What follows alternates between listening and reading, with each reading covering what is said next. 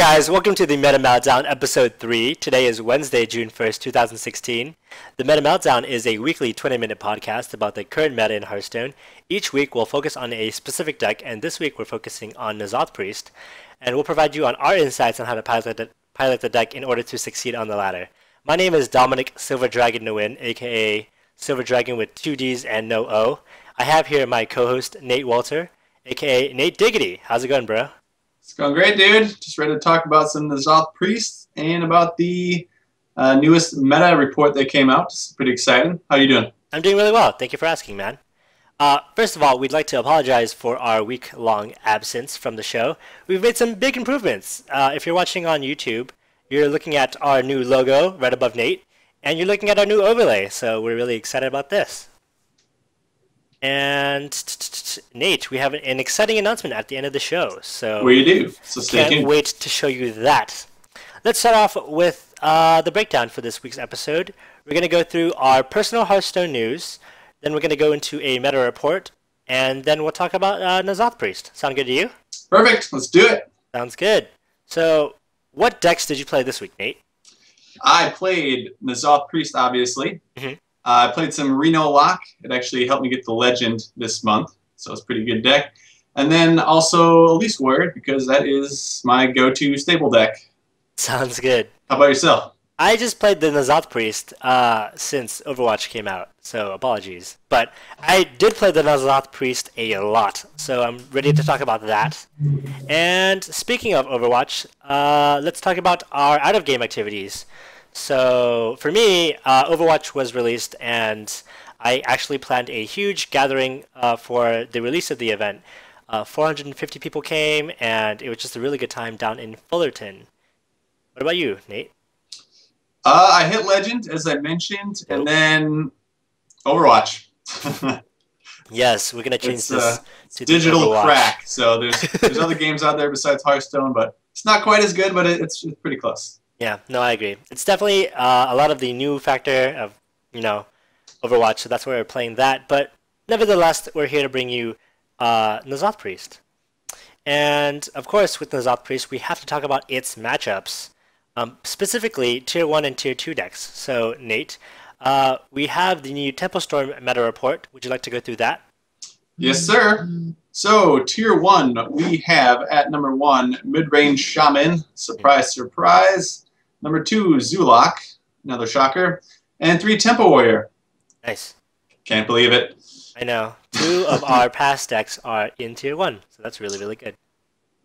All right, so Tier 2, coming in number 4 and number 5, we have Aggro Shaman, and number 5 is Patron Warrior. Mm-hmm. So, what do you think about these decks? Do you agree, disagree? I think they're really indicative of how much time players have really taken to iterate on Shaman, Zulak, Tempo Warrior. Those decks have been iterated on since the beginning of Whispers of the Old Gods, and that's why they're doing so well. They're also really aggressive, so that's why they're doing so well. In the Tier 2, I think while we have Aggro Shaman and Patron Warrior, those have been a little less consistent. Different decks have been playing with those, so I do agree. I agree that Tier 1 has definitely been terrorizing not only Legend ladder, but the regular pleb ladder as well. So yeah, I don't think anyone can really disagree with Tier 1 right now. Those 3 decks, Mid-Range Shaman, Zulak, and Tempo Warrior, are just everywhere. That's all you're pretty much seeing, so definitely spot on. 4 and 5, Aggro Shaman has been good for the last at least year. Yep. Or we'll say a year in November when League of Explorers came out, at least. Right. And then Patron Warrior is just always good against those fast decks, so it makes perfectly good sense. And then for those wondering, Nzoth Priest actually is ranked in Tier 3 according to Tempo Storm, but as we get into matchups here, Nzoth Priest does very well depending on the archetype that you're playing. I play a little bit more anti-aggro, and Dominic played a little bit more control type, but the anti-aggro definitely does very well against anti-aggro. Shocker. Like Mid-Range Shaman, Zulak, Tempo Warrior, Aggro Shaman, so we'll get into that here shortly. Yep, sounds good. So let's talk about what cards are in each person's deck list. So I'm actually running the TicTac's Nzoth Priest, as you'll see to our left. But I'm running 2 Circle of Healings, 2 Forbidden Shapings, 2 Flash Heals, 1 Embrace the Shadow, 2 Shadowward Pain, 2 Doomsayer, 2 Museum Curator, 2 Shadowward Death, 1 Shadow Madness, 2 Akanai Soul Priest, 2 Shifting Shades, 2 Excavated Evils, 1 Harrison Jones, 2 Entombs, 2 Cabal Shadow Priest, 1 Jessica Trueheart, and 1 Sylvanas, and of course the kicker, 1 Nzoth the Corruptor. And here we have Nate's deck as well. It's a little bit more anti-aggro. Do you want to go through that one? Yeah, definitely. So in the deck that I was playing, 2 Circle of Healings, 2 Power Word Shields, 2 Northshire Clerics, 2 Shadowward Pains, 1 Acidic Swamp Ooze, 1 Museum Curator, 2 Wild Pyromancers, 2 Shadowward Death, 2 Akanai Soul Priest, 2 Shifting Shades, 2 Excavated Eagle. I said it again, Eagles. 2 Excavated Evils, 1 Holy Nova, 2 Darkshire Alchemist, 1 Harrison Jones, 1 Entomb, 1 Cabal Shadow Priest, 1 Karen Bloodhoof, 1 Jessica Trueheart, 1 Sylvanas Windrunner, and 1 Nzoth the Corruptor. Sounds good. Yeah, these are definitely 2 solid decks. TicTac's, the one on the left here, it actually was #1 legend in EU for a while, so very solid. And then I also did pretty well with the one on the right. I got to about rank 120 at one point this last month with it, Legends.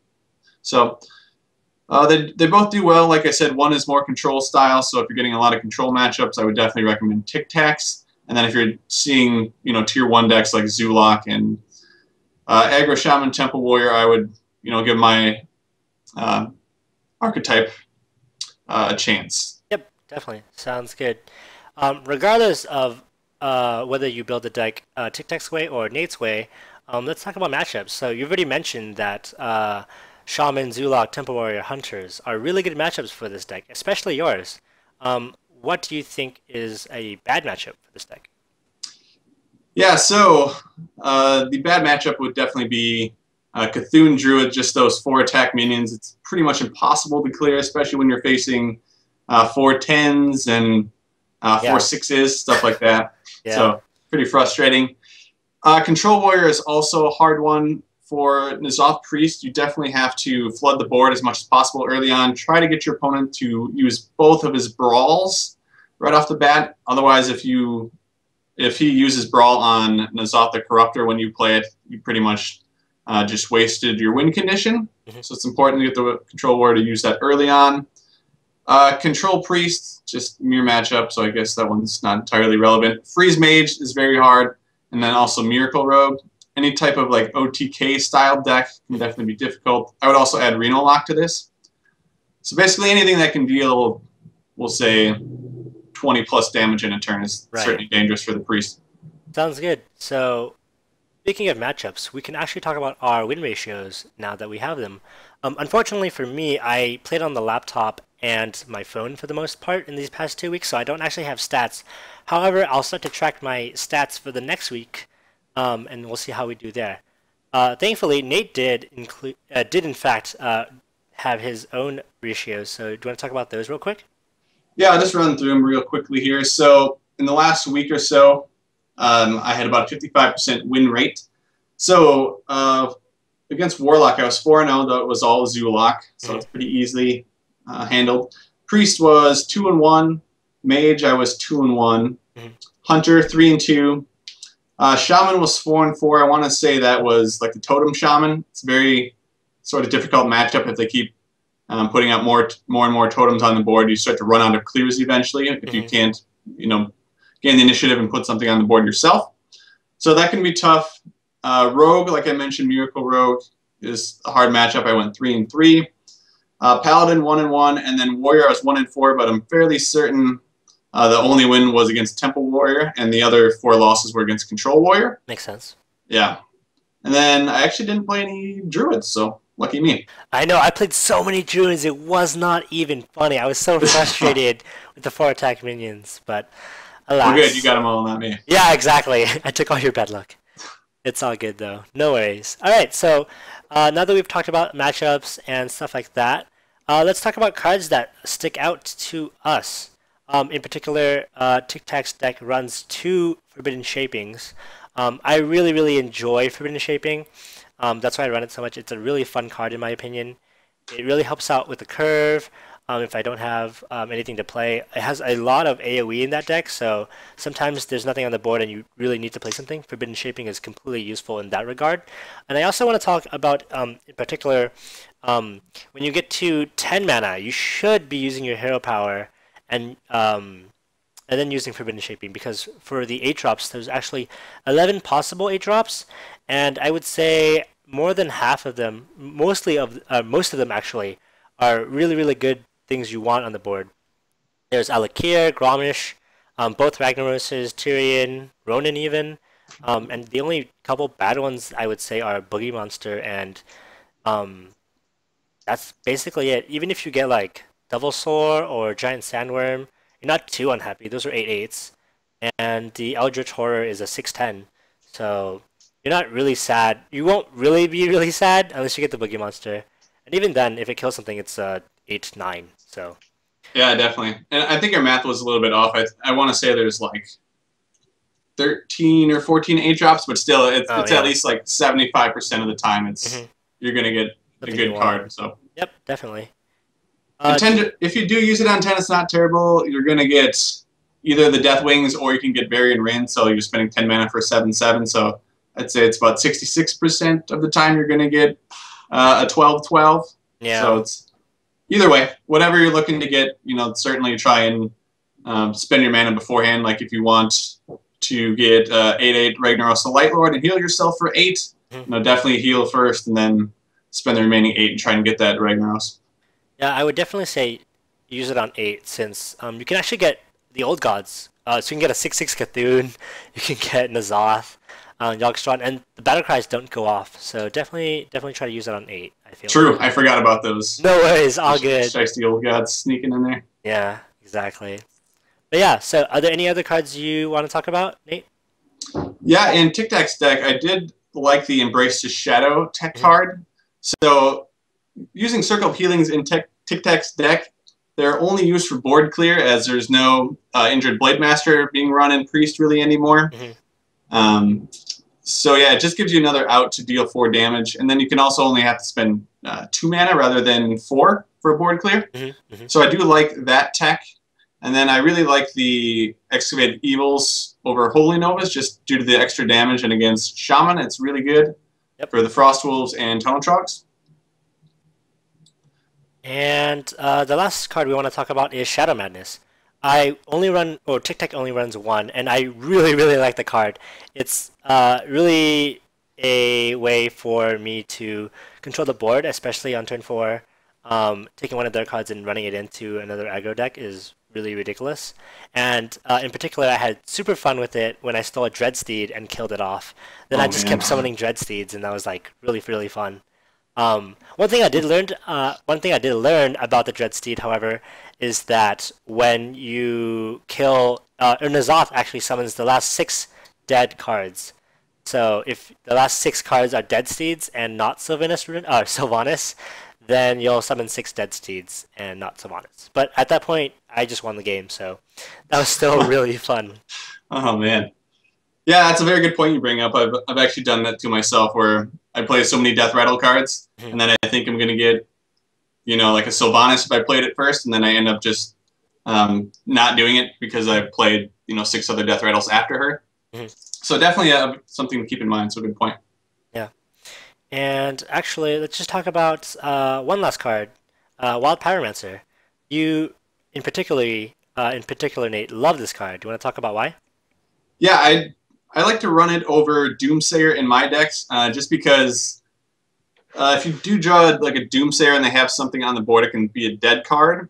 Where if you draw Wild Pyromancer and you have a couple spells in your hand, it can just be another board clear for you. So they each have their moments. Doomsayer is extremely good early on, turn 2. But after that, it can, like I said, just be a dead card. So it's 50-50. It's just personal preference, and I prefer Wild Pyromancer. Sounds good to me. And barring all of that, let's finally talk about starting hands. So the mulligan is really important in Hearthstone.